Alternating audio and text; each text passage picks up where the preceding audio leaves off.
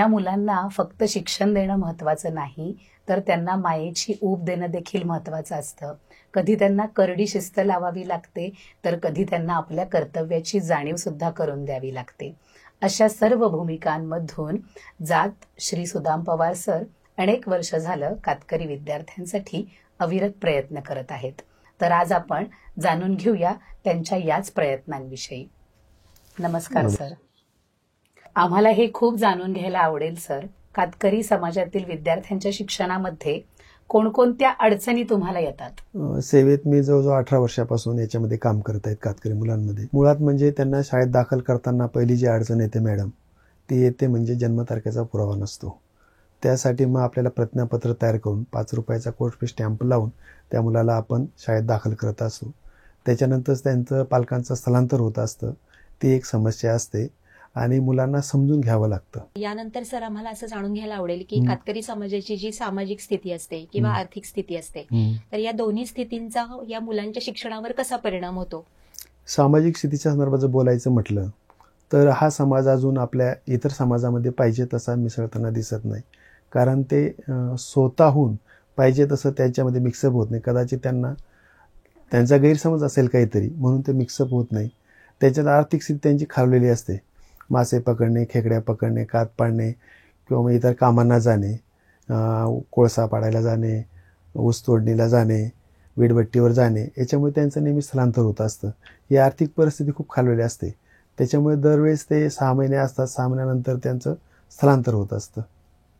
म्हणजे बऱ्याच अडचणी त्यांच्या आहेत की आर्थिक परिस्थितीला धरून त्यांचे पुढे जाऊन सामाजिक प्रश्न सुद्धा वाढीस लागताना दिसतात. मग आता जसं आता तुम्ही उत्तरामध्ये सांगितलं की ह्या मुलांच्या पालकांचेही काही वेगळे प्रश्न आहेत, मुलांच्याही काही वेगवेगळ्या अशा कागदपत्रांना धरून ज्या अडचणी आहेत, तर मग या मुलांना टिकवण्यासाठी, शाळेमध्ये टिकवण्यासाठी किंवा त्यांना शाळेमध्ये आणण्यासाठी तुम्हाला काही वेगळे विशेष प्रयत्न करावे लागतात का?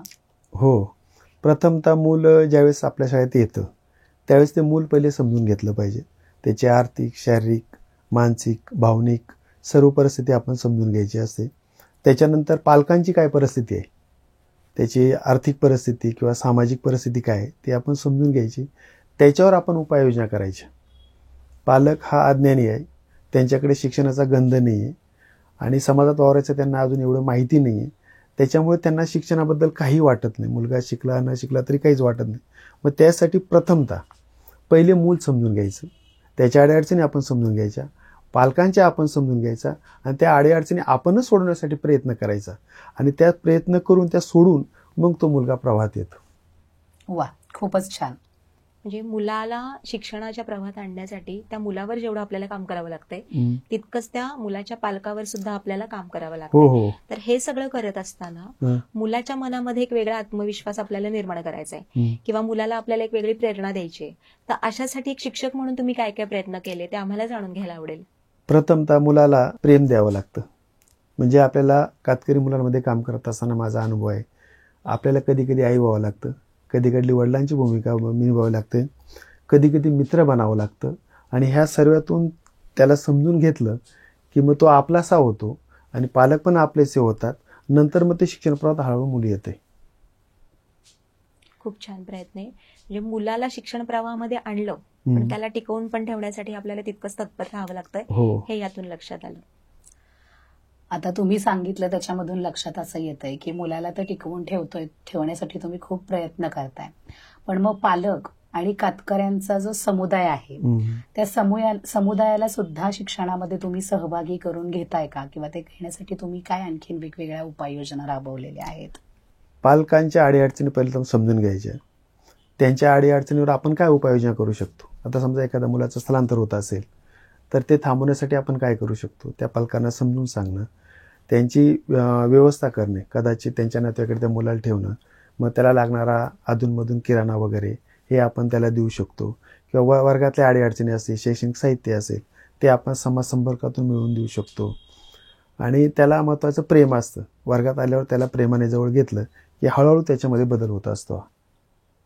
थोडक्यात त्या विद्यार्थ्यांना तुम्हाला प्रेमाने कलाने घेऊन समजून घ्यावं लागतंय. लगेच पटकन शिस्त लावायला गेलं तर ते मूल त्या शाळेमध्ये टिकण्याची शक्यता कमी आहे. त्याच्या कलाकलानं घेतच तुम्हाला त्याला पुढे न्यावं लागतंय. मुळात म्हणजे तो आल्यावर त्याला पहिले समजून घ्यायचं, पहिले त्यांना पोटाची गरज असते, अन्नाची. कारण कधी कधी तो मुलगा उपाशी येतो, मग पहिले त्यांना अन्न द्यावं लागतं. नंतर त्याला खेळाची खूप आवड असते या मुलांना. खेळ जेवढा असेल तेवढं ती मुलं रमतात. त्याच्यानंतर आरोग्यदायी सवयी आहेत आपल्या, म्हणजे केस कमी करणं, नखं कापणं किंवा स्वच्छ कपडे घालणे, हे पहिले नंतर त्याच्यानंतर मग शिक्षण येतं. म्हणजे 3 स्टेप पार केल्यानंतर आपण 4थ्या स्टेपला जात असतो त्यांच्यापर्यंत शिक्षणासाठी. मग हा सरांचं उत्तर ऐकून मला असं वाटतं की कातकरी मुलं शिकूच शकणार नाहीत किंवा काही असा नकारात्मक दृष्टिकोन न ठेवता सरांनी एक खूप सकारात्मक दृष्टिकोन ठेवलाय. आणि त्यांचा तो सगळा दृष्टिकोन पाहून मला एक उर्दू शेरमधल्या 2 ओळी आठवत आहेत की कौन कहता है आसमां में सुराख नहीं होता, कौन कहता है आसमां में सुराख नहीं होता, एक पत्थर तो तबीयत से उछालो यारो, एक पत्थर तो तबीयत से उछालो यारो. खूपच छान. मॅडमनी आता आपल्याला खूप छान पद्धतीने सरांनी जे कार्य सुरू ठेवलेलं आहे तर त्याला अनुसरून मॅडमनी खूप छान अशा ओळी या ठिकाणी आपल्याला सांगितलेल्या आहेत. आणि सरांकडून आपण ज्यावेळेस समजून घेतोय या मुलांसाठी सरांनी जे कार्य केलेलं आहे हे समजून घेतोय, तेव्हा असं एक लक्षात आलं की या मुलांच्या ज्या प्राथमिक गरजा आहेत, मग सरांनी सांगितले की आपल्याला अन्न, पहिल्यांदा त्यांची अन्नाची भूक आपल्याला पूर्ण करायची आहे. त्यांना खेळायला आवडतं, त्यामुळे खेळण्यासाठी त्यांना जी काही साधनं लागतात ती त्यांना वेळोवेळी पुरवायची आहेत. पण हे सगळं करत असताना कुठेतरी पैसा ही सुद्धा गोष्ट आपल्याला मध्ये येताना दिसते. मग हा निधी जो काही उभा करायचा आहे तर यासाठी शासनाच्या काही विविध योजना आहेत का, तर त्या आपण सरांकडून जाणून घेऊयात.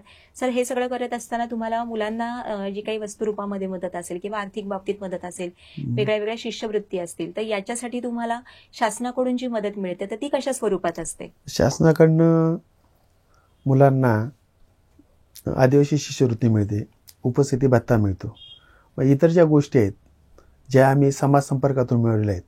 म्हणजे समाजाला जे काही दानशूर व्यक्ती असतील किंवा NGO असतील त्यांच्याशी संपर्क केला, त्यांना या मुलांची परिस्थिती समजून सांगितली आणि त्यांना आम्ही एक विश्वास दिला की तुम्ही जर आम्हाला मदत केली तर ही मुलं घडवू शकतात, आम्ही तुम्हाला आउटपुट देतो. आणि बऱ्याच लोकांनी, दानशूर लोक असतील किंवा NGO असतील, त्यांनी वेळोवेळी आम्हाला मदत केली आणि त्याच्यामुळे आम्ही 6 महिन्याने 12 महिन्याने त्यांना आउटपुट दिला की हा मुलगा 4थी पास झाला, हा मुलगा 5वीला गेला, हा मुलगा रेग्युलर शाळेत येतो, तो अभ्यास करतो, स्वच्छ राहतो, चांगल्या पद्धतीने वागतो, हे आम्ही त्यांना देत गेलो आणि हळूहळू मदतीचा ओघ वाढत गेला. म्हणजे तुमचं काम हे तुम्हाला मदत मिळवण्याचं साधन झालं. तुमचं काम जेव्हा समाजापर्यंत पोहोचलं तेव्हा समाजाकडून तुम्हाला मोठ्या प्रमाणामध्ये मदत मिळू लागली. म्हणजे हे काम तुम्ही एकटे आधी करत होता, नंतर अनेक हात तुमच्या कामामध्ये येऊन तुम्हाला मिळून गेले. तर खूपच विद्यार्थ्यांसाठी तुम्ही बहुआयामी प्रयत्न करताय. यानंतर सर आम्हाला हे जाणून घ्यायला आवडेल की कातकरी विद्यार्थ्यांसाठी ते विद्यार्थी शिक्षणाच्या प्रवाहात टिकले पाहिजेत किंवा त्या विद्यार्थ्यांना यशस्वीतेपर्यंत नेण्यासाठी आपण जे काही वेगळे वेगळे प्रयत्न तुम्ही केलेले तर अशा यशस्वी प्रयत्नांना आम्हाला जाणून घ्यायला जास्त आवडेल. किंवा म्हणजे तुमच्या माहितीमध्ये आतापर्यंत काही विद्यार्थी जे शिक्षणाच्या प्रवाहामध्ये टिकलेले आहेत आणि पुढे जाऊन त्यांनी इतरांना प्रेरणादायी असं काहीतरी काम केलेलं आहे, असे काही विद्यार्थी आम्हाला जाणून घ्यायला आवडतील. सचिन वसंत काटकर हा एक मुलगा आहे मॅडम, तो माझ्याकडे फक्त 4थी पर्यंत होता. आता माझं अध्यापन फक्त 4थी पर्यंत आहे. 5वीला मुलं माध्यमिकला जातात, कॉलेजला नंतर पिरंगुटला जातात किंवा अजून उच्च शिक्षण पुण्यात जातात. परंतु त्या मुलांना मी समजून घेतलं, त्यांना वेळोवेळी मदत केली आणि हा सचिन वसंत काटकर हा 5वी झाला, 7वी झाला, 8वी झाला, 10वी झाला आणि तो गेल्या वर्षी BCom झाला, पदवीधर झाला. त्याला वेळोवेळी मी शैक्षणिक मदत मिळवून दिली, त्याची फी वगैरे भरली 1-2 वेळा आणि आज तो BCom होऊन त्यांच्या समाजासाठी काम करत आहे. म्हणजे आपण तर करतच असतो, त्याचप्रमाणे तो आता त्यांच्या समाजासाठी काम करत असतो. त्याने आता जवळजवळ 400 ते 500 जातीचे दाखले मिळवण्यासाठी ऑनलाईन काम केलेलं आहे. 101 दाखले तयार झालेले आहेत, अजून काही थोड्या दिवसात मिळणार आहेत आणि मग ते वाटप करणार आहेत. खूपच अभिमानाची बाब ही आहे. आणखीन आम्हाला काही असे तुमचे 1-2 विद्यार्थी असतील तर ते तुम्ही या ठिकाणी त्यांच्या यशोगाथा जर सांगितल्या तर आणखीन छान होईल. तुकाराम नावाचा मुलगा आहे मॅडम, मी पडरवाडीला असताना माझं उदाहरण सांगतो. तिथला एक पांडू नावाचा मुलगा, म्हणजे तो तिथं सासवडीला राहायला आलेला, त्याचं भाचा 2 भाचे कुठे होते, पिरंगुटला. तो जाता येता माझ्या शाळेकडे बघायचा आणि तो म्हटला, सर माझी भाचा आहे, मला इथे शिकवायला आणायचं आहे. म्हटलं घेऊन या, काही हरकत नाही. तो आमच्याकडे आला, त्याला आम्ही दाखल केलं पहिलीला आणि त्याच्या लहान भावाला आमच्या शाळेतच बसू दिलं, 5 वर्षाचा होता तो, आणि ते दोघं त्या पांडुमामाकडे राहायचे. नंतर तोच तुकाराम 1 वर्षभर शाळेत राहिल्यानंतर पालकाच्या आर्थिक अडीअडचणीमुळे पालकांनी त्याला बाहेरगावी नेलं. ते आम्ही बराच शोध घेतला. नंतर कळलं की तो कामाला ठेवलेला आहे मेंढ्या वळायला. मग त्या पालकांशी आम्ही संपर्क केला. पालक भेटत नव्हते, ते कामानिमित्त कधी हैदराबाद, कधी कर्नाटकमध्ये किंवा इतर ठिकाणी जात होते. मग फोनवर संपर्क केल्यानंतर लक्षात आलं की तो असाच्या कामाच्या ठिकाणी आहे, असं काम करतोय. मग मी त्या पालकांना भेटलो. पालकांनी त्याची सर्व हकीकत सांगितली. अक्षरशः डोळे भरून आले की एवढी भयानक परिस्थिती त्यांच्यावर ओढवली आहे, फक्त आर्थिक कारण होतं त्याला. मग आम्ही प्रयत्न केले आणि ज्याच्याकडे तो कामाला होता त्या माणसाला आम्ही भेटलो. त्याला समजून सांगितलं. तो म्हणे पैसे घेतलेले या माणसाने, पैसे द्यावे आणि मुलाला घेऊन जावं. ठीक आहे म्हटलं, काही हरकत नाही. मग आम्ही ती सर्व चौकशी केली तर त्याने 10,000 रुपये आर्थिक अडचणीमुळे घेतलेले होते आणि मुलगा तिथं कामाला होता. मुलगा तिथं कामाला मेंढ्या वळायला, म्हणजे पैशांना व्याज नाही आणि मुलाला रोज नाही, अशी कंडिशन तिथं होती. मग आम्ही विचार केला की माझ्या मुलासाठी मी भरपूर खर्च करू शकतो. हा एक माझा मुलगाच आहे, म्हणजे शाळेतले विद्यार्थी मी स्वतःच्या मुलागत सांभाळतोय. मग काय करता येईल, मी विचार केला, ठीक आहे आपणच याच्यासाठी काहीतरी करूया. मग नंतर लक्षात आलं की आपणच हे काम करण्यापेक्षा आमचे मित्रपरिवार आहे, त्यांना मी विनंती केली. प्रत्येकाने 1,000 रुपये जमा केले. ते 10,000 रुपये आम्ही जमा केले. मी त्या माणसाकडे गेलो, त्या माणसाला ते पैसे पेड केले आणि त्या मुलाला परत शिक्षण प्रवाहात आणल्यानंतर त्याला वर्गात बसवलं, सरस्वतीचं पूजन केलं, त्याच्या हस्ते केलं, नारळ वाढवला आणि 4 महिला बोलवल्या, त्याचं औक्षण केलं आणि तो आज भांबर्डे येथे 8वीमध्ये शिकत आहे. आणि विशेष म्हणजे तो बुद्धिबळ स्पर्धेत, आम्हा स्कूलच्याच बुद्धिबळ स्पर्धा असतात त्याच्यामध्ये तो तालुक्यामध्ये सहभागी झाला होता. मस्तच. खूप छान आणि अभिमानास्पद ही कामगिरी आहे. आणि त्याच्यानंतर एक मुलगा होता. मी नेहमी वसतिगृहात मुलं पाठवली आहेत लवाड्याच्या इथली, कारण जाणं येणं ह्या सर्व गोष्टींचा विचार करणं आर्थिक परिस्थितीमुळे त्यांना अशक्य बाब आहे, रोजचे पैसे देणे येणे पिरंगुटला. मग मी 2016मध्ये भांबर्ड्याला 15-16 मुलं पाठवली, 5वी 6वी 7वी 8वी 9वी 10वीची, आणि तिथले मी पालकत्व स्वीकारलेलं आहे. मग तिथं मी दरवर्षी त्यांना भेटायला जातो, फक्त त्यांना प्रेरणा देतो, तुम्ही शिका, तुम्हाला काय अडचण असेल तर मला सांगा, माझ्या पद्धतीने मी समाज संपर्कातून तुम्हाला मिळवून देईल. मग तिथं गेल्यानंतर आम्ही बाल आशा घराला भेट दिली. तिथं अनाथ आश्रम आहे मुलांचं.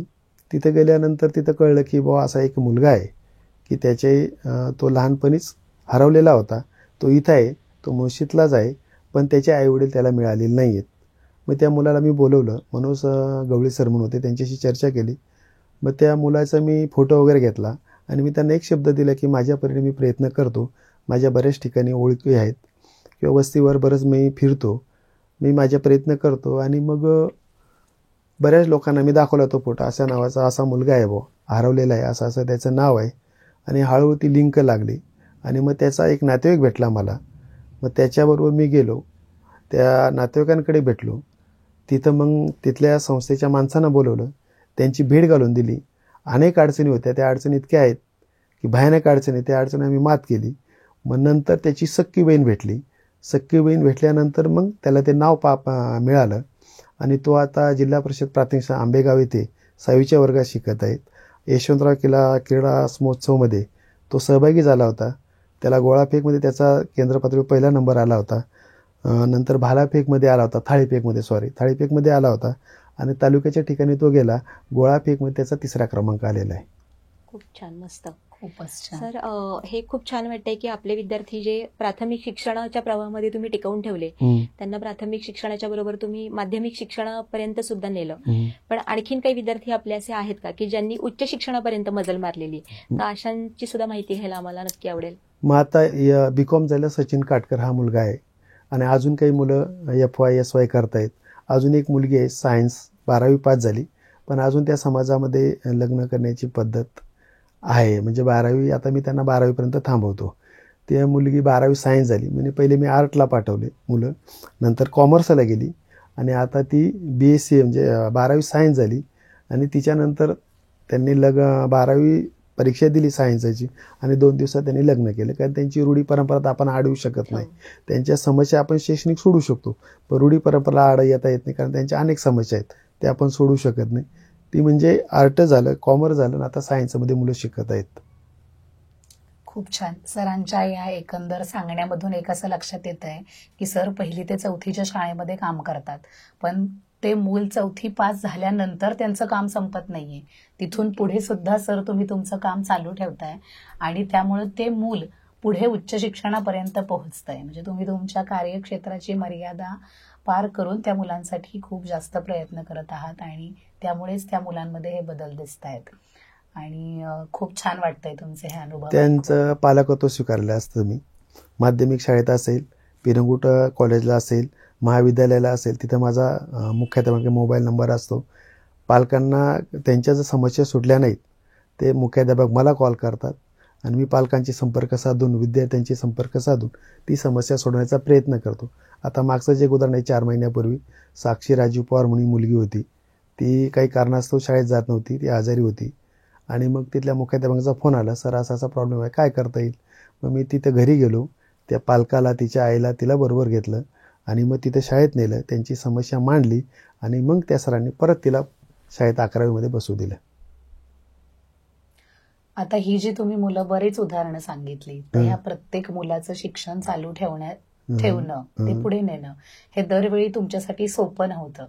तर असं एखादं ठळक उदाहरण काही आहे का की त्या विद्यार्थिनीला किंवा विद्यार्थ्याला शाळेमध्ये टिकवून ठेवण्यासाठी तुम्ही काही वेगळे प्रयत्न केले, हे आव्हान आलं पण त्याच्यावर मात केली, तर असं एखादं उदाहरण आम्हाला सांगता येईल का तुम्हाला? हो, लवाड्यामध्ये असताना मॅडम एक 3 बहिणी असणार एक कुटुंब आलं. म्हणजे वडील वारल्या, आई वारली, वडिलांनी आत्याकडे पाठवलं, ते कामाला निघून गेले आणि ते 3 मुली वस्तीमध्ये आल्यानंतर मला कळलं की बाबा अशा 3 मुली आलेल्या आहेत. मग मी वस्तीवर जाऊन तिच्या आत्याची भेट घेतल्यानंतर सर्व माहिती घेतली आणि त्या आत्याशी बोललो. ती म्हटली, सर माझ्या 4 मुली आहेत, तुम्ही 4ही मुली शाळेत नेल्या. ही 3 मुली आहेत, एक 8-9 वर्षाची होती, एक 5-5.5 वर्षाची होती आणि एक 9-11 महिन्याचं बाळ होतं साधारण. मग विचार केला याच्यावर काय उपाययोजना करता येईल. मी शाळेत आलो, विचार केला आणि दुसऱ्या दिवशी त्यांच्याकडे गेलो आणि त्यांना सांगितलं की ते म्हटले की सर तुम्ही जर यांना नेलं शाळेत तर मी खाणार काय, कमवणार काय. ठीक आहे म्हटलं, काही हरकत नाही. मग आम्ही विचारविनिमय करून त्या मुलीला, त्या आत्याला मी समजून सांगितलं की ही मुलगी जी मोठी आहे ही वर्गात बसेल RT नुसार 2री किंवा 3रीच्या वर्गात. लहान जी आहे 5 वर्षाची ती अंगणवाडीमध्ये बसेल आणि त्याच्यापेक्षा लहान बाळ आहे 9-10-11 महिन्याचं, ते वर्गात बसेल. म्हणजे ती बाळ घेऊन बसेल ती. आणि मग तिला मी RT नुसार 3रीच्या वर्गात प्रवेश दिला. दुसऱ्या मुलीला, ती 5.5-5ची होती, तिला अंगणवाडीमध्ये प्रवेश दिला आणि लहान बाळ होतं ते ती घेऊन बसायची. म्हणजे त्या लहान बाळासाठी कपडे वगैरे आम्ही आणून दिले. फक्त ते उद्देश काय होता की तिने बसावं, थोडंसं शिकावं, आपल्या बाळावर लक्ष ठेवावं, म्हणजे बहिणीकडे. आणि मग दुपारी भात खाल्ला, शालेय पोषण घेतल्यानंतर ती वस्तीवर गेली तरी चालेल. अशा पद्धतीला आम्ही 1 वर्षभर सांभाळलं आणि त्या बाळाकडे सर्वांना लक्ष ठेवायला लावलं. म्हणजे वर्गातले जेवढे विद्यार्थी होते माझे 20-25-30, त्यांना सांगितलं हे शाळेचं बाळ आहे, सर्वांनी लक्ष ठेवायचं. मग त्याला जर झोप आली तर ते स्टेज आहे मोठा आमचा शाळेचा, तिथं ती बाळाला झोपवायची आणि नंतर उठले की त्याला घ्यायची. नंतर ते बाळ उभं राहायला लागलं. सर्व मुलं म्हटली, सर आपलं बाळ उभं राहायला लागलं. मग पाऊल टाकायला लागलं. मग सर्व मुलं म्हटली, सर आपलं बाळ पाऊल टाकायला लागलं. म्हणजे मुलं पण काळजी घ्यायची, मी पण काळजी घ्यायचो आणि सर्वच काळजी घ्यायची त्याची. म्हणजे जर तुम्ही त्या बाळाला सांभाळण्याची आणि शाळेत आणण्याची परवानगी दिली नसती तर त्या मुलीचं शिक्षण कदाचित पुढे जाऊ शकलं नसतं. त्यामुळे ती अडचण तुम्ही जाणून घेतली आणि त्याची काहीतरी उपाययोजना केली म्हणून त्या मुलीचं शिक्षण पुढे जाऊ शकतं. आणि आत्ताचं मी जिथे आहे मोहळनगरला, तिथं पण हाच एक प्रॉब्लेम आहे. एक विद्यार्थिनी माझी 4थीची ईश्वरी म्हणून, हुशार आहे खूप, पण त्यांच्या घरात बी 7-8 महिन्याचं बाळ आहे. आई शेरड्या वळायला जाते आणि ज्या बाळाजवळ नसेल कोणी तर ती शाळेत येऊ शकत नाही. मग मी त्या आईला भेटलो आणि समजून सांगितलं त्या मावशींना, म्हणजे त्या ईश्वरीच्या आईला, की तुम्ही बाळ घेऊन हिला वर्गात पाठवत जा. ती जोपर्यंत बसेल तोपर्यंत बसेल. बाळ झोपायला लागलं की ती घरी येईल आणि परत बाळ उठले की ती वर्गात येऊन बसेल. म्हणजे ते बाळ पण वर्गात असतं, ती पण वर्गात असते. मग बाळ जसं असेल, बाळ जर खुश राहिलं तर ती वर्गात अभ्यास करते. बाळ रडायला लागलं, बाळा घरी घेऊन जा, परत ती झोपवते, परत उठलं की बाळाला घेऊन येते. म्हणजे असे उपक्रम राबवले आहेत मी. म्हणजे प्रत्येक मुलागणिक एक वेगळं आव्हान सरांनी बी खूप छान पद्धतीने पेललेलं आपल्याला या ठिकाणी लक्षात आलेलं आहे. आता ही जी मुलं सरांनी शिक्षणाच्या प्रवाहामध्ये टिकवली, तर या मुलांसाठी तुम्ही अशा काही वेगळी नाविन्यपूर्ण पद्धत असेल किंवा त्यांच्या आवडीचं काही साहित्य असेल, नाविन्यपूर्ण साहित्य, तर असं साहित्य वेळोवेळी आपण वापरलं असेल तर ते सुद्धा आम्हाला जाणून घ्यायला आवडेल. तर वस्तीवर आम्ही मेळावे घेतलेले आहेत, 3 मेळावे घेतलेले आहेत. 2017मध्ये मी एक मेळावा घेतला. त्यावेळेस आम्ही वस्तीवर सर्व पालकांना थांबवण्यासाठी आम्ही चिकन बिर्याणी दिली होती. म्हणजे पालक थांबावेत, आणि त्या दिवशी पालक थांबले, मस्तपैकी सारवलं वगैरे. आणि आरोग्यदायी उपक्रम आम्ही प्राथमिक आरोग्य केंद्राचे डॉक्टर त्यांना बोलवलं. त्यांनी लसीकरण, बाळाची काळजी कशी घ्यायची, गरोदरपणात कशी काळजी घ्यायची, ती सर्व माहिती सांगितली. नंतर आम्ही शैक्षणिक जागृतीमध्ये केंद्रप्रमुख यांनी मार्गदर्शन केलं. वेगवेगळे खेळ घेतले, सर्व पालक जमा झाले आणि त्यांना एक आनंद भेटला. म्हणजे समाजामध्ये वावरण्यासाठी तो एक उपक्रम आम्ही राबवला. त्याच्यानंतर दुसऱ्या वर्षी आम्ही 10 मार्च रोजी सावित्रीबाई फुले यांची पुण्यतिथी असते, त्या दिवशी आम्ही मेळावा घेतला. त्या दिवशी त्यांना आम्ही मटण न देता गोड जेवण दिलं होतं, जिलेबीचं. आणि त्यांना त्या दिवशी मंडप टाकला होता वस्तीमध्ये. जसं काही वेगळं लग्न व्हायचं एक माहोल तयार झाला होता. आणि त्यावेळेस केंद्रप्रमुख गडशिंग अधिकारी यांना बोलवलं. त्यांच्या हस्ते सरस्वती पूजन, सदरे प्रतिमेचे पूजन केलं. मुलांनी भाषणे केली. मग त्या दिवशी नखं कापणं असेल किंवा न्हावी बोलवायचा, केस कापणं असेल, त्यांना उन्हाचा संरक्षणासाठी टोपी देणं असेल, आज कपडे हे आम्ही वाटप केलं. त्याच्यानंतर तिसऱ्या वर्षी माझ्या पडरावडी शाळेत मी तो उपक्रम घेतला. म्हणजे वस्तीतून पालक शाळेत आली पाहिजे यासाठी. त्यावेळेस आम्ही वेगवेगळे खेळ घेतले, मुलांचे, पालकांचे बी खेळ घेतले, आणि त्यांना आवडीचा खाऊ दिला. मग त्यांना मँगो फ्रुटी लागत असेल, जिलेबी लागत असेल, आईस्क्रीम लागत असेल, जे जे मागितलं ते आम्ही देण्याचा प्रयत्न केला. आणि विशेष म्हणजे ह्या मुलांना प्रवाहात आणण्यासाठी प्रथमतः आता आम्ही उपक्रम राबवले आहेत. पडरावाडी असेल किंवा लावार्डे असेल किंवा आता मोहळनगरला असेल. पहिले त्यांना खाऊ लागतो अन्नासाठी, ते आम्ही देतो. समाज संपर्कातून त्यांना खाऊ थोडाफार देतो. त्याच्यानंतर आरोग्याच्या दृष्टिकोनातून आम्ही अंगाचा साबण, कपड्याचा साबण, तेलाची बाटली आम्ही वाटप करतो. त्याच्यानंतर खेळासाठी मग बॅट बॉल असेल, चेंडू असेल, रस्सीखेच असेल, दोरखंड असेल, सायकल असेल, हे सर्व साहित्य आम्ही उपलब्ध ठेवतो. त्याच्यामुळे मूल येतं, रमतं, खेळतं आणि शिक्षण प्रवाहात येतं. विशेष म्हणजे त्यांची खूप काळजी घ्यावी लागते. आता सचिन आणि तुकाराम हा जो विद्यार्थी होता, ते मामाकडे राहत होते, आमच्याकडे येत होते. पण त्यावेळेस कधी कधी ते आंघोळ करायचे, नाही करायचे, अनेक अडचणी होत्या. आम्ही वर्गातच साबण, नेलकटर, तेलाची बाटली, कंगवा त्यांना हातपाय धुवायला लावायचं. परत त्यांना टावेल द्यायचा, हातपाय पुसायचे. कधी कधी गणवेश पण ठेवले होते. ते कपडे बदलायचे आणि शाळेतला ड्रेस द्यायचा, घरी जाऊन तो धुवून टाक. अशा पद्धतीने ते प्रवाहात आणलेले आहेत. म्हणजे वेगवेगळे उपक्रम राबवावे लागतात. शासकीय नियमाप्रमाणे त्यांचं ते चालत नाही. पाठ्यक्रम असेल तुमचा किंवा शिस्त असेल, नियमाने कुठलेही चालत नाही. त्यांना फक्त प्रेमाची, माणुसकीची, आपुलकीची देऊ आपण. जेवढं प्रेम दिलं तेव्हा ते मुलं प्रवाहात येतात. त्यांना समजून घेतलं तेव्हा ते प्रवाहात येतात. आणि त्यांना अभ्यासाची बळजबरी चालत नाही. तू जेवढा अभ्यास करशील तेवढा. आता एक उदाहरण आहे, आमचं 2 मुली आहेत, अभ्यास जास्त दिला की शाळेत येत नाही. मग त्यांना काय सांगितलं, तुम्हाला जेवढं पटेल तेवढाच अभ्यास कर आणि या. आणि त्यांना शाबासकी द्यायची. एक अंक जरी लिहिला तरी शाबास, एखादं उदाहरण सोडवलं तरी शाबास, थोडासा अभ्यास केला तरी त्यांना शाबासकी द्यायची. आणि वेगवेगळ्या उपक्रमामध्ये सांगता येईल. ज्यावेळेस आमची अनिता पोपट वाघमारे ही 10वी पास झाली, आमच्या परिसरातली पहिली मुलगी, तिचा आम्ही सत्कार केला होता. वस्तीवर जाऊन शाल, ट्रॉफी देऊन तिथले सदस्य बोलवले, त्यांच्या हस्ते सत्कार केला. नंतर ती 12वी पास होणारी पहिली मुलगी झाली. मग त्या समाजाला प्रेरणा मिळावी यासाठी तिचाही आम्ही त्यावेळेस सत्कार केला. आणि सचिन वसंत काटकर हा जो आमचा पदवीधर गेल्या वर्षी मुलगा झाला, त्याचाही आम्ही सत्कार वस्तीवर जाऊन केला. मग पडारवाडी असो, लावाडे असो किंवा मोहळनगर असो, की या ठिकाणी आरोग्याच्या संदर्भात मी न्हावी दादाला बोलून केस कमी करायचा उपक्रम घेत असतो. महिन्यातून 2 महिन्यातून. लवाड्याचं उदाहरण सांगतो. पालकांना सांगून बघायचं पहिले. पालकांना ऐकलं ठीक, नाही तर तिथे ओळखीचे होते, त्यांच्याकडे मुलाला पाठवून द्यायचं आणि सांगायचं पवार सरांनी पाठवलं. तो माणूस न्हावीदादा केस कापून द्यायचा, मुलगा बी छान दिसायचं. पडरावड्याला पण तसंच केलं होतं मी. न्हावीदादा येणार, केस कापून जाणार, नाही तर मी स्वतःच्या गाडीवर नेऊन त्या मुलांना केस कापून आणलेले आहेत. मोहळनगरला जेव्हा माझी बदली झाली जून 2023मध्ये, त्यावेळेस मी पहिल्याच दिवशी हा उपक्रम राबवला. वस्तीतले 17-18 मुलं होती, म्हणजे शाळेतली 7-8, अंगणवाडीची 7-8 आणि बाहेरची, म्हणजे तो वस्तीतला आहे ना, तो या समाजातला आहे ना, सर्वांची केस आम्ही बळजबरी कापली आणि छान दिसायला लागले. आता मुलांना मी म्हणतो बघा मी कसा दिसतो, छान, मग तसं राहायचं का नाही? मुलं म्हणतात हो सर, तुमच्यासारखंच राहायचं. म्हणजे अशा या सवयी लावलेल्या आहेत. आणि त्यांना बळजबरीने नाही, प्रेमाने. आता आधार कार्डाच्या संदर्भात मी उदाहरण सांगतो मॅडम. मोहननगरला गेल्यानंतर सर्वात महत्त्वाचं कारण म्हणजे जे अवघड काम होतं माझं, की 100% आधार कार्ड पूर्ण करणे. ती म्हणजे तारेवरची कसरत होती. मी कितीतरी वेळा मुलांना माझ्या गाडीत घालून 4 वेळेस नेलं, 4-5 वेळेस आधार कार्डाचं काम पूर्ण केलं. पण ते पूर्ण होत असताना खूप अडचणी आल्या. काही मुलांचे डुप्लिकेट आधार कार्ड होते. ते मला 3-3 वेळा त्या सेवा केंद्रावर न्यावं लागलं, आधार कार्ड सेंटरला. आणि मग ते आम्ही शोधलं आणि त्याला भरपूर खर्च झाला. त्या खर्चाचा मी कधी विचार करत नाही. मुलांसाठी खर्चाचा विचार करत नाही. आणि मी करत असतो आणि निसर्ग किंवा ईश्वर मला मदत करत असतो.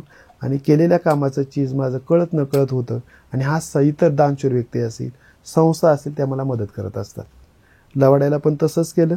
लवाड्याला मी 3 वर्ष रामकृष्ण मठ, दांडेकर पूल तिथलं आहार दिला होता मी 3 वर्ष मुलांना. जे 100 ग्रॅम दूध असेल, 150वी जयंती होती स्वामी विवेकानंदांची, त्यानिमित्त त्यांनी तो उपक्रम राबवला होता आरोग्यदायी. 100 ml दूध, नंतर 50 ग्रॅम किंवा 100 ग्रॅम शेंगदाणे, फुटाणे, फळं असं रोज द्यायचे ते. त्याच्यामुळे मुलांना आवड लागली. म्हणजेच मुलांची अन्न हां. म्हणजे मुलांची म्हणण्यापेक्षा आपल्या सगळ्यांचीच हो. प्राथमिक गरज जी अन्न आहे हं. ती पूर्ण करणं, त्यानंतर शिक्षण प्रवाहामध्ये त्यांना आनंदाने शिक्षण घेता येईल यासाठी मुलांसाठी वेगळे प्रयत्न करणं, तसंच पालकांमध्ये जनजागृती असेल, मुलांचं आरोग्य असेल, पालकांचं आरोग्य असेल, या सगळ्यासाठी तुम्ही अगदी व्यापक असे प्रयत्न केलेले या ठिकाणी दिसत आहेत. आणि पालकांच्या संदर्भात जर पालक माझ्याकडे आला तर मी त्याला नेहमी मान सन्मान दिला. कारण सन्मान दिल्यानंतर कोणालाही आनंद वाटतो. आणि कुठलाही पालक असो, त्याला मी आल्यानंतर आदरपूर्वकच सन्मान केला. बसा, काय अडचण आहे, मुलाची काय समस्या आहे, तुम्ही काय करू शकतात, तुमच्या तर होत नाही, मला सांगा, मी माझे प्रयत्न करतो. अशा पद्धतीने मी सांभाळलेले आहेत पालक. तुम्ही पालकांना आणि विद्यार्थ्यांना दोघांनाही सन्मानाची वागणूक देताय आणि हो. त्यामुळं त्यांना तुमच्याबद्दल खूप आदर वाटतोय. आणि तुम्हाला जे काही तुम्ही आता आधार कार्डचं सांगितलं किंवा हे सांगितलं, ज्या कामामध्ये तुम्हाला आर्थिक मदत मिळत गेली, तर तुमच्यासाठी मी एक बोलू इच्छिते की मी अकेला ही चला था जानिबे मंजिल, मगर लोग आते गए और कारवा बनता गया. आज तुमच्याकडे अनेक लोक, तुम्ही म्हणताय त्याप्रमाणे दानशूर व्यक्ती आहेत, संस्था आहेत, NGO आहेत, ज्या तुमच्या ह्या कार्यामध्ये तुम्हाला मदत करतायत. आणि आज आम्ही देखील अशी इच्छा व्यक्त करतो की असे अनेक हात तुमच्याबरोबर यावेत आणि हा समाज जो आहे किंवा यासारखे अनेक आदिवासी समाज आहेत ते आपल्यामध्ये मिसळून पुढे शिक्षण घेऊन त्यांना एक सन्मानजनक वागणूक मिळावी, अशी आज मी अपेक्षा करते. आता असं हे तुमचे सगळे प्रयत्न तर चालूच आहेत सर, हे बघतोय, पण आपल्याला ह्या समाजासाठी काही दीर्घकालीन धोरण किंवा कार्ययोजना तयार करायच्या असतील तर तुम्हाला काय सुचवू इच्छिता तुम्ही, की तुम्ही त्याच्यामध्ये काय काय करू शकता की हा समाजाला त्या अनेक पुढच्या वर्षांसाठी या योजना आहेत त्या उपयुक्त ठरतील, असं काही तुम्हाला सुचतंय का? त्यासाठी मॅडम मग मुलांना समजून घेऊन त्यांना सन्मान दिला पाहिजे, पालकांना सन्मान दिला पाहिजे. तुम्ही हे करू शकता ही जागृती केली पाहिजे. आणि वसतिगृहांची गरज आहे त्यांना. वसतिगृह असेल तर त्यांना अन्न वस्त्र सर्व भेटेल. ते शाळेत प्रवाहात असतील. त्याच्यानंतर पालकांचं स्थलांतर थांबवलं पाहिजे. कारण ऑक्टोबर-नोव्हेंबरमध्ये पालकांचं स्थलांतर होतं, ते मुलं घेऊन जातात. मग कर्नाटकमध्ये असतील, ऊसतोड असेल, वीटभट्टीसाठी असेल, असं स्थलांतर त्यांचं होत असतं. म्हणजे ते पालकांना रोजगार निर्मिती केली पाहिजे तिथल्या तिथं. आणि वसतिगृह या जर 2 गोष्टी झाल्या आणि त्यांना सन्मान, महत्त्वाचं त्यांना सन्मानाची गरज आहे. तुम्ही सन्मान दिला तर ते पाहिजे ते करू शकतात. हा माझा अनुभव आहे, 18 वर्षाचा अनुभव आहे. मी गेल्यानंतर माझा पट 3 ठिकाणी वाढलेला आहे. लवाड्याचा माझा 22 पट होता, तो 55 पर्यंत गेला. पडरावडीला माझा 8 पट होता, तो 18 पर्यंत गेला. आणि मोहोळनगरला माझा 18 पट होता, आता 23 पट आहे. मोहोळनगर या शाळेचं एक वैशिष्ट्य तुम्हाला सर्वांना सांगावंसं वाटतंय की मोहोळनगर ही जी शाळा आहे ती कातकऱ्यांच्या वस्तीमध्येच निघालेली शाळा आहे. आणि सरांचं कातकरी समाजाबद्दलचं जे काम आहे ते त्यांनी पुढे चालू ठेवण्यासाठी म्हणून मागच्या वर्षी झालेल्या शिक्षक बदलींमध्ये हे गाव आवर्जून मागून घेतलेलं आहे की ह्या समाजासाठी त्यांना आणखीन पुढे काम करता यावं. याबद्दल तुमचं खरंच सर करावं तेवढं कौतुक. कमीच आहे. यानंतर सर अजून मला या ठिकाणी असं सांगा वाटतंय की ज्या वेळेस तुम्ही मुलांसाठी काम करत होतात किंवा सरांचं आपण मगापासून कार्य जाणून घेतोय की मुलांची ज्या प्राथमिक गरजा आहेत त्या पूर्ण करणं असेल, त्यांच्यामध्ये आवड निर्माण करणं असेल किंवा पालकांमध्ये जनजागृती करणं असेल, पण हा सगळा प्रवास सुरू असताना कुठेतरी असं होतं की आपल्याला जे अपेक्षित परिणाम असतात तर ते आपल्याला मिळत नाहीत. तर असा काही परिणाम तुम्हाला मिळाला का? आणि त्या ठिकाणी थोडंसं मला खट्टू व्हायला झालंय, तर असा एखादा पेच प्रसंग तुम्हाला अनुभवायला मिळालाय का? दुसरं मला त्याला जोडूनच अजून तुम्हाला असं विचारायचं की हे सगळं करत असताना जसं पालकांना पाठिंबा म्हणा किंवा पालकांना आत्मसन्मान देणं असेल, विद्यार्थ्यांना आत्मसन्मान देणं असेल, ह्या सगळ्या गोष्टी करत असताना प्रत्येक व्यक्तीला सुद्धा एक कौतुकाची थाप अपेक्षित असते. तर अशी सुद्धा कौतुकाची थाप तुम्हाला अशा प्रसंगी उपयुक्त ठरली का? तर ती केव्हा केव्हा असे प्रसंग मिळाले आणि केव्हा केव्हा तुम्हाला सुद्धा कौतुकाची थाप म्हणा किंवा तुम्हाला सुद्धा काही प्रेरणादायी प्रसंग असे या प्रवासामध्ये समोर आले का? तर ते आम्हाला जाणून घ्यायला आवडेल. अनिता पोपट वाघमारे ही 10वी पास झाली त्यावेळेस आम्ही सत्कार केला. तिचं 2 वर्ष मी लग्न थांबवलं मॅडम. लग्न ठरलं होतं, इकडच्याही पार्टीला सांगितलं आणि तिकडच्याही पार्टीला सांगितलं. 2 वर्ष तिचं लग्न थांबवलं. ती 12वी पास झाली. नंतर मग मी तिचा सत्कार करायला गेलो. माझ्यावर सदस्य वगैरे होते आमच्या स्थानिक पातळीवरचे. तिच्या आईच्या डोळ्यातून आसू आले. ती म्हटली, सर हा सत्कार माझ्या मुलीचा नसून तुमचा व्हायला पाहिजे. मी म्हटलं मी त्यासाठी काम करत नाही, फक्त तुमचे कल्याण व्हावं, तुम्हाला समज व्हावी, तुमच्यामध्ये बदल व्हावा, तुमचा समाज पुढे जावा यासाठी मी करत असतो. तिच्या डोळ्यातून अक्षरशः आसू आलेले आहेत. आणि दुःखाची गोष्ट जर म्हटली तर माझी अपेक्षा सर्व मुलं शिकावी ती त्या परिसरातली. मी ज्या परिसरात काम करतो त्या परिसरातली म्हणजे 4-5 वस्तींमध्ये माझं काम असतं. मग शैक्षणिक फी भरणं असेल, स्टेशनरी वाटप असो, माझ्या शाळेसाठीच मी वाटप करत नाही. NGO असतील किंवा दानशूर व्यक्ती असतील, पार 7-8 ज्या वस्त्या आहेत तिथपर्यंत मी ते साहित्य पोच करत असतो. रेनकोट असेल, स्टेशनरी असेल, काय असेल ते. तर ह्या ज्या मुली, आता 12वी सायन्स झाली मुलगी होती, मी तिला रिक्वेस्ट केली, बाळा तू पुढं शिक. तिच्या वडिलांना सांगितलं, पालकांना सांगितलं. पालक म्हणे सर आमची अडचण आहे, आम्ही शिकू शकत नाही. हे कुठंतरी वाटतंय, म्हणजे ते दुःख वाटतंय की शिकायला पाहिजे असून पण त्यांच्या अडचणी आहेत ते आपण सर्व सोडू शकत नाही. माझा उद्देश काय, ही जी मुलं प्रवाहात आली तर ही पुढची पिढी यांची सुधरेल, पुढच्या पिढीला तो आदर्श असेल. सर्व गोष्टी ते अचानक आणतील आणि मग हळूहळू यांच्यामध्ये बदल होईल. एकदम बदल होणार नाही असं मला वाटतंय.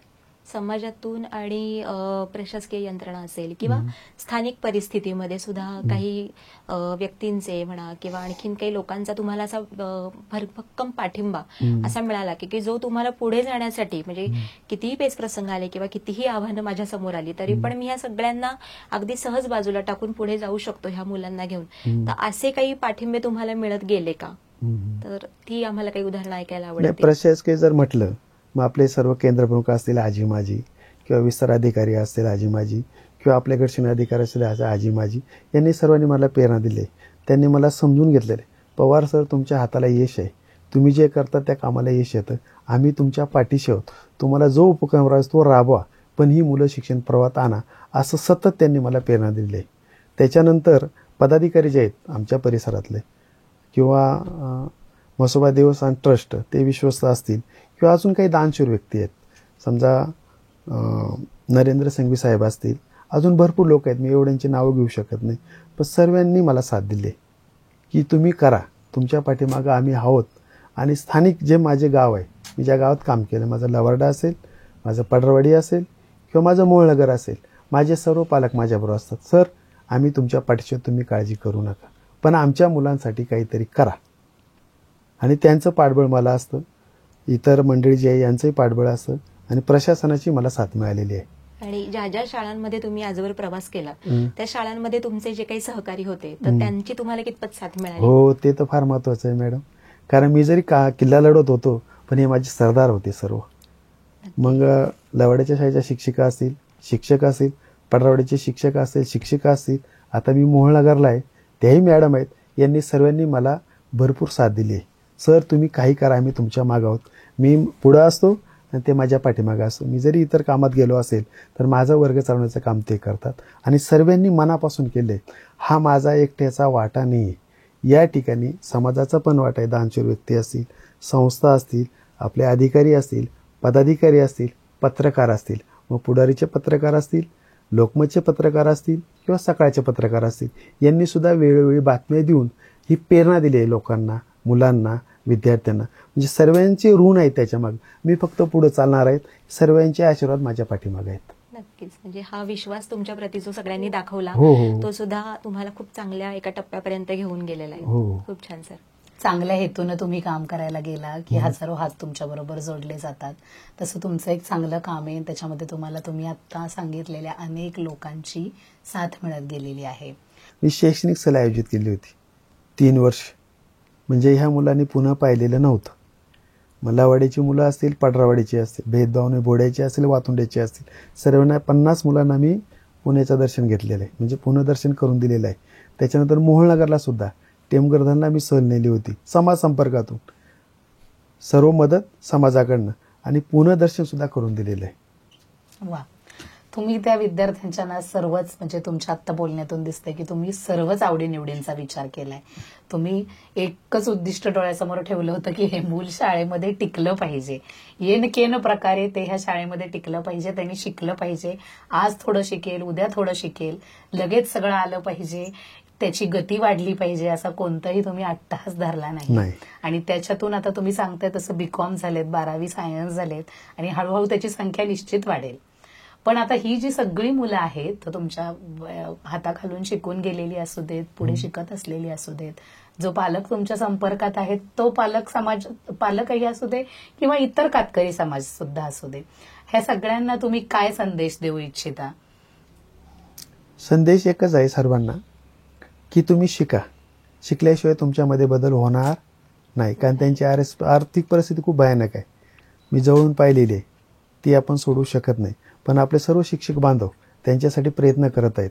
आणि ही जर मुलं शिकली आणि उद्या निश्चित त्यांचं भविष्य चांगलं राहील. अन्न, वस्त्र, निवारा आम्ही कोणी देऊ शकत नाही. पण ही मुलं जर शिकली तर हे सर्व त्यांना उपलब्ध करून देऊ शकतात. फक्त शिक्षण एक महत्त्वाचं आहे.